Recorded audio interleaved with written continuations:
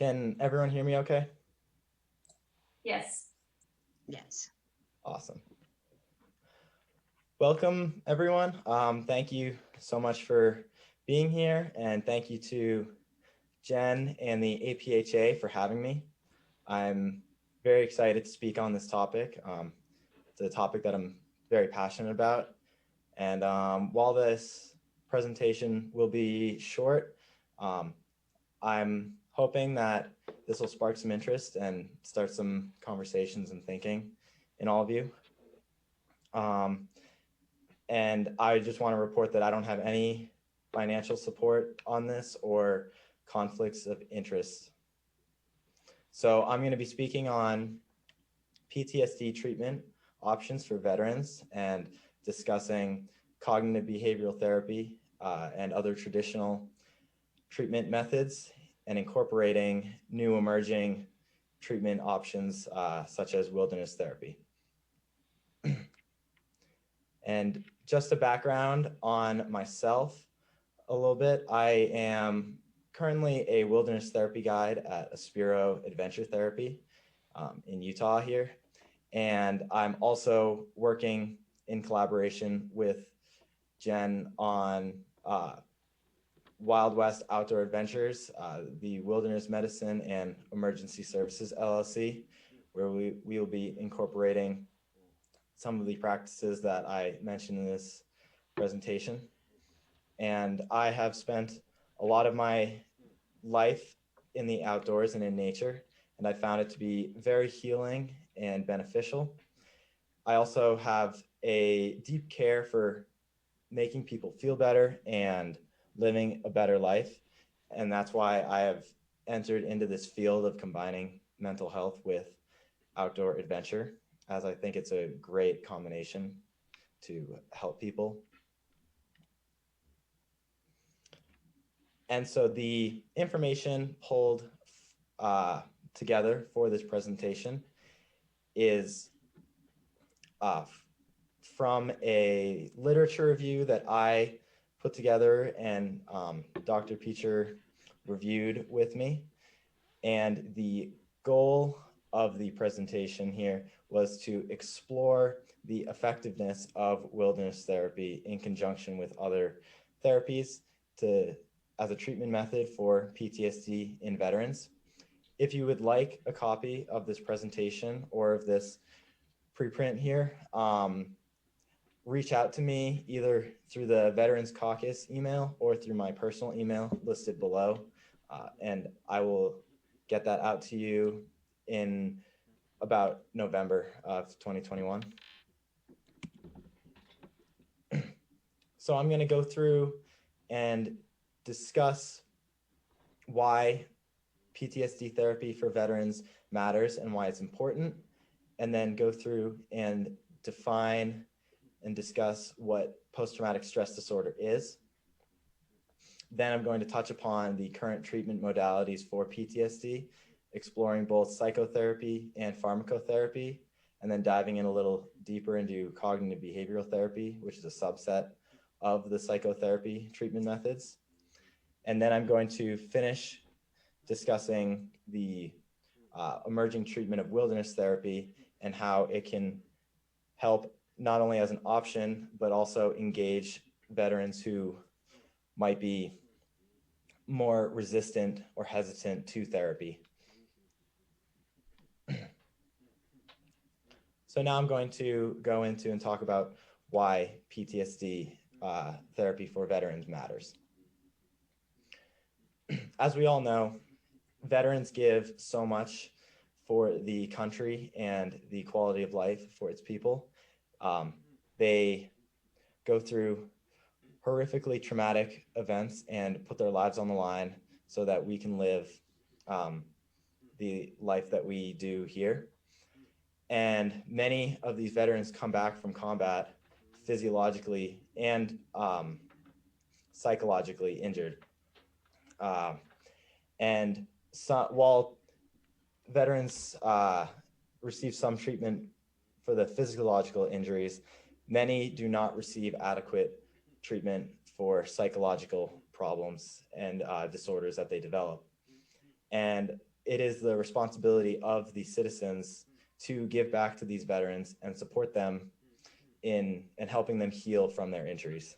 And as you can see, some media outlets here have talked about the inefficient methods of mental health intervention that have been done for veterans. You can see nearly 1/3 of recent US military veterans have considered committing suicide, and 80% of major veterans group members said that the federal government does not provide adequate help for mentally ill individuals. And so I think finding methods and proper treatment modalities for veterans and different categories of individuals that help and benefit is critical.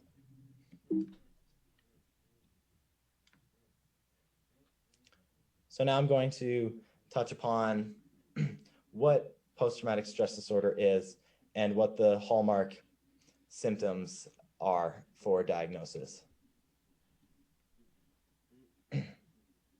And I'm going to be pulling these diagnoses and definitions from the American Psychological Association and the Department of Veterans Affairs at the Department of Defense, and using their guidelines through this. So what is PTSD? It's a clinically significant condition with symptoms that'll persist for a month or longer after being exposed to a traumatic event. And these symptoms can cause significant distress or impairment in social, occupational, or other areas of functioning. And these symptoms often impede the ability to carry out daily tasks such as going to work or engaging with others or even getting a proper night's sleep. And so PTSD is diagnosed from a cluster of symptoms that people present. And those include intrusive and recurring thoughts from a traumatic event. And that can contribute to insomnia or debilitating episodes, or just negative thoughts constantly going on throughout people's day. Then there's avoidance to stimuli relating to this trauma, and that is reducing any exposure that is related at all to the trauma that individuals experienced. And so that could be avoiding loud noises or talking with others or getting into a car, a variety of examples. Then there's also changes in reactivity and arousal. Typically it's hyperarousal, where people are on edge and are have elevated baseline symptom or statuses and are not in a calm demeanor. And then there's negative mood changes and numbing towards trauma. And this can contribute to a lot of the comorbidities that people experience, whether that be depression, anxiety, or substance abuse, trying to numb or avoid the feelings of this trauma. And as you can see on the right here, there are various types of trauma that people will experience. And among them are combat veterans. And there was a 2017 survey from the World Health Organization that explored these various types of trauma. And they showed that among all the cohorts of individuals suffering from PTSD, only 3.1% were incident to combat trauma, though the duration of PTSD symptoms lasted longer for military veterans than any other group of individuals, where they lasted 161.7 months experiencing these symptoms, and the average was 72.3. So while there's a variety of different groups that experience trauma, veterans experience it for longer and typically have severe symptoms of that trauma. So now we are going to explore the current treatment modalities for PTSD and engage in psychotherapy and pharmacotherapy, then talk specifically about cognitive behavioral therapy. So right now, the current recommended treatment methods are psychotherapy and pharmacotherapy. Psychotherapy is geared towards facing the traumatic events that causes triggering in an individual and building self-confidence to change the unhealthy patterns that are associated with their PTSD symptoms. Some of the psychotherapy treatment techniques include cognitive behavioral therapy, prolonged exposure, cognitive processing therapy, and eye movement desensitization and reprocessing. And in addition to that, there is pharmacotherapy, which is the use of psychoactive drugs to help individuals with PTSD symptoms. These include SSRI compounds and anti-anxiety drugs. And while they are recommended, it's preferred and encouraged that patients engage in psychotherapy over pharmacotherapy if that is available. But if not, pharmacotherapy is an option. Pharmacotherapy is used more to address the immediate symptoms that people are experiencing and get them to a more normalized baseline, whereas the psychotherapy addresses some of the more core issues and helps people overcome these and have a long-term outcome that's improved. And so both the APA and the VA DoD recommend these psychotherapies of prolonged exposure, cognitive processing therapy, and trauma-focused cognitive behavioral therapy. And each treatment method has a large body of evidence, and they are all trauma-focused. And so these are the current standards of care. And this article here from 2018, written by Laura Watkins and others, is a great resource to look into the possible or the potential treatment options for individuals as of right now. And specifically talking on cognitive behavioral therapy, it is one of the subsets of the recommended psychotherapies for PTSD. And this form of treatment has shown to have significant improvements on people's quality of life. And the scientific research and application has found that these methods actually do produce change in individuals. And they're based on the psychological problems that individuals are facing that have unhelpful ways of thinking and develop learned patterns with unhealthy behaviors. And these people suffering can learn better ways of coping with them, relieving their symptoms and becoming more effective in their lives. And so CBT treatment usually involves trying to change these thinking patterns into more productive ways. And that's learning to recognize one's distortions in thinking and creating effective reevaluations in objective manners to assess how they're thinking and how they can change it. It involves recognizing the behaviors and motivations that others have and trying to implement that in oneself.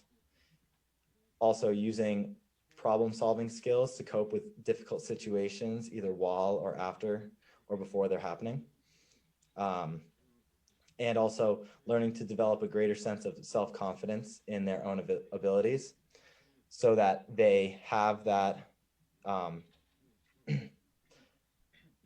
ability or the confidence they need to overcome these hard problems. Yeah, and as I said, CBT works very well for individuals. In this study on the right here from 2018, it showed that not only did the veterans from this study show a consistent reduction in PTSD symptoms, but it also reduced their comorbid symptoms of depression and anxiety and functional impairment. And the authors of this study accredit this obviously to the CBT, but they also give some of the success to the trauma-focused group treatment as opposed to individual treatment. And so something important about CBT that can be beneficial is integrating a balance of individualized and group therapy together to have that nice mix for the best treatment available. And so now we're going to look into the new emerging treatment options for PTSD, which is wilderness therapy, and discussing how wilderness therapy and adventure therapy can help with veteran engagement.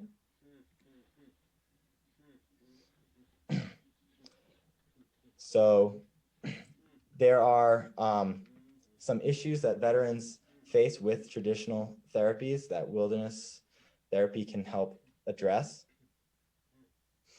A significant portion of vets can be resistant or refractory to standard PTSD treatments. There's stigmas attached to mental health, and there's attrition and other resistances that people have towards regular treatment in a therapist's office. And getting people out in the wilderness can be a refreshing way to address these mental health issues and not have it be that stereotypical therapist appointment. Veterans also struggle to share experiences with non-military personnel, and they have trouble opening up about their traumas with people who they feel don't understand. And so engaging in group therapy with other veterans can be a very effective way to allow people to open up and feel like they're being heard from people who understand what they've been through. And wilderness environments are also effective ways of unplugging from their day-to-day life and shutting off the noise and distractions that people experience every day. And from a study from the author Forsyth in 2020, which I'll talk about in a few slides, they mention this as well, saying that the removal of participants from everyday life allows them to disconnect from urban centers, electronics, and artificial stimuli. And the direct contact with nature allows people to check in with themselves and think deeply about the problems that they're experiencing. And so wilderness therapy is a great intervention for people who might struggle with traditional methods of therapy and don't seem to get the desired outcomes that they want. So what is wilderness therapy? It's a variety of treatment options, and different wilderness therapy facilities and companies can execute things slightly differently. But generally, wilderness therapy involves a complete wilderness immersion where people spend extended periods of time in the wilderness to slow down and work on themselves.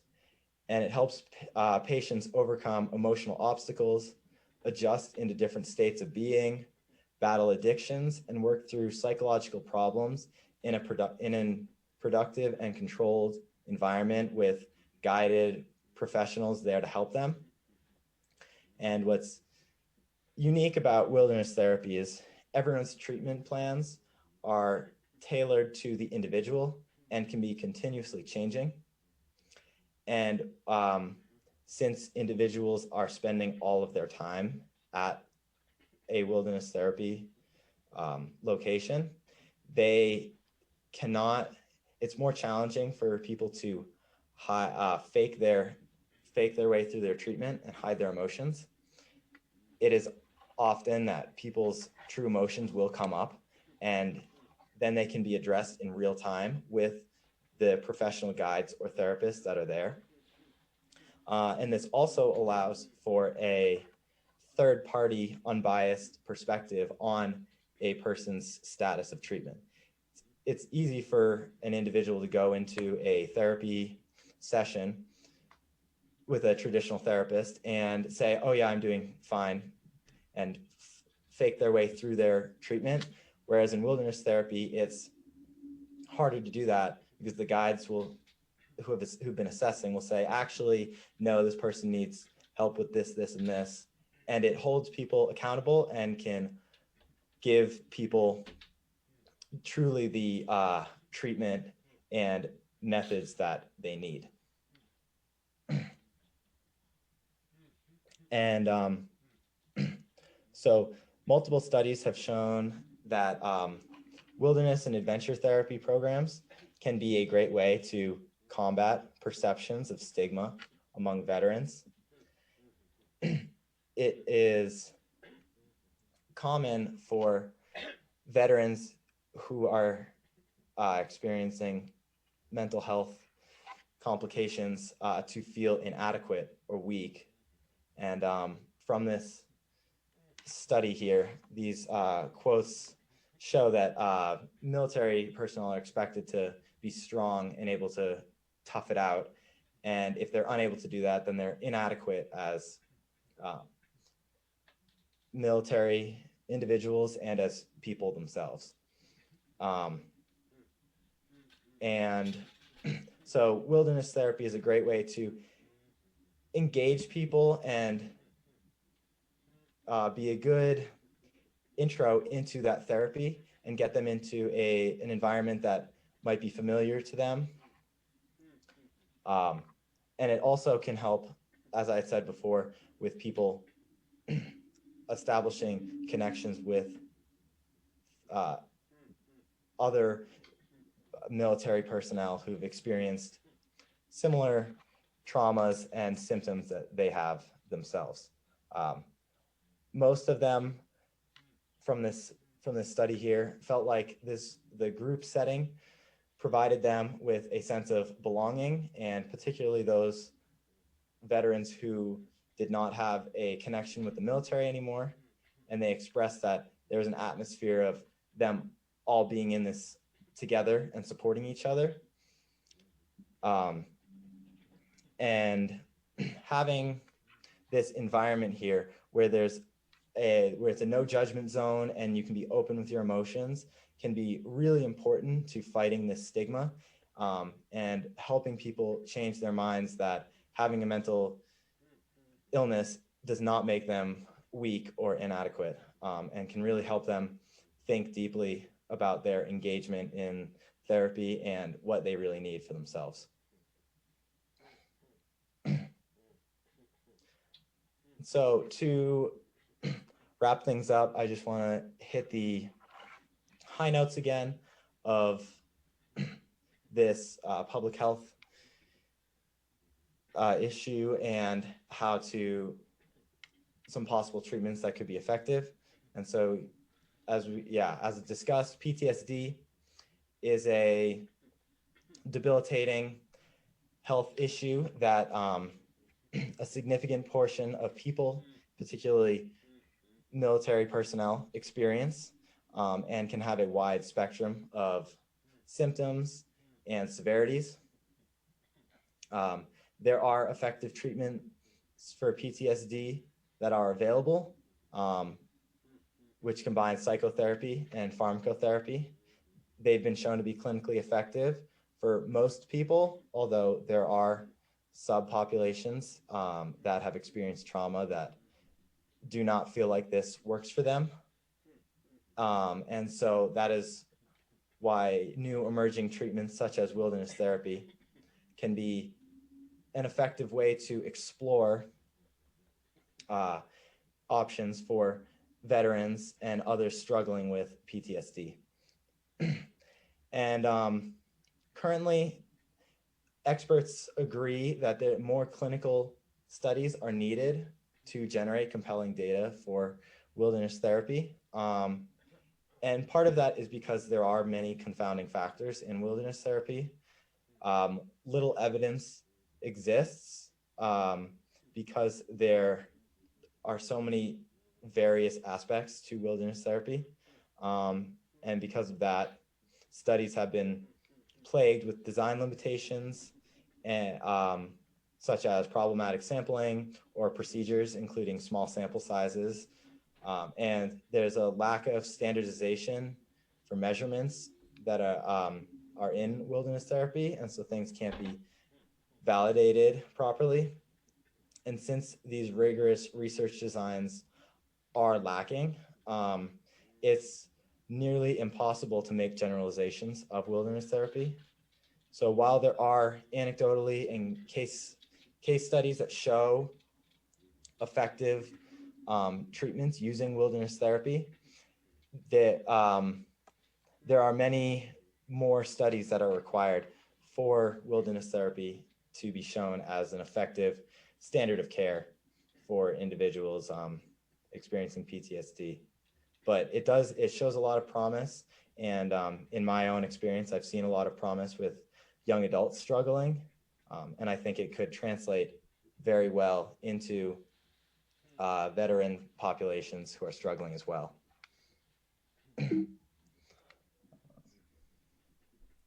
Cool. So yeah, I just wanted to remind everyone, if they wanted to check out this article that I compiled together and that Jen reviewed, it is available in November 2021. Feel free to reach out to me via my email. And yeah, I just wanted to thank everyone for listening in and taking the time to hear about this important issue and these important treatment options for people who really need them. So yeah, thank you everyone, and enjoy the rest of the conference. Have a good day.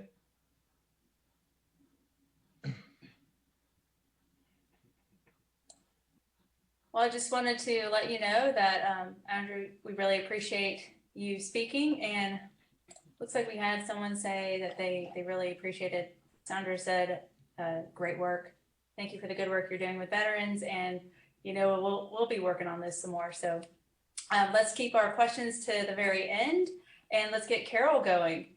Carol, do you see the share screen button at the bottom